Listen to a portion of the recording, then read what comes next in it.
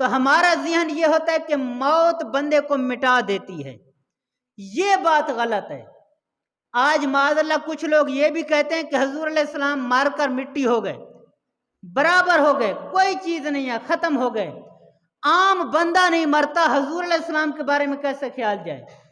بندہ مرتا نہیں ہے بلکہ مقام بدلتا ہے. کہ ہم اس دنیا سے جا کر قبر میں یہ کوئی ایک مقام نہیں بدلے. ہم عالم ارواح میں تھے، وہاں سے اس دنیا پر آئے، اس کو عالم شہادت کہتے ہیں. تو کیا ہوا؟ ہم نے ایک مقام بدلا، عالم ارواح سے عالم شہادت میں آئے. پھر عالم شہادت سے یعنی دنیا سے نکل کر ہم عالم برزخ میں جائیں گے. کہاں؟ یعنی قبر میں. 2 مقام بدل لیے، پھر وہاں بھی کہیں نہیں رہیں گے. تو پھر وہاں سے عالم برزخ سے نکل کر ہم قیامت کے دن اٹھیں گے، قیامت کے عالم میں جائیں گے، وہاں اٹھیں گے. اب مقام بدلا، پھر وہاں بھی ہمیشہ نہیں رہیں گے. تو اس جگہ سے ہم پھر عالم جنت میں جائیں گے یا عالم دوزخ میں جائیں گے.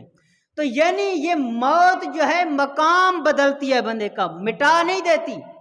عالم ارواح سے عالم شہادت میں آئے، عالم شہادت سے عالم برزخ میں گئے، عالم برزخ سے پھر قیامت کے دن اٹھیں گے، پھر وہاں سے جنت یا دوزخ میں جائیں گے. اتنے مقام بدلے، مٹے کہاں پر ہیں؟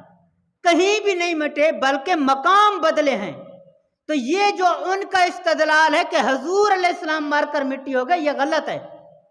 تو ہم امتی جب نہیں مٹے تو نبی کیسے مٹ سکتا ہے؟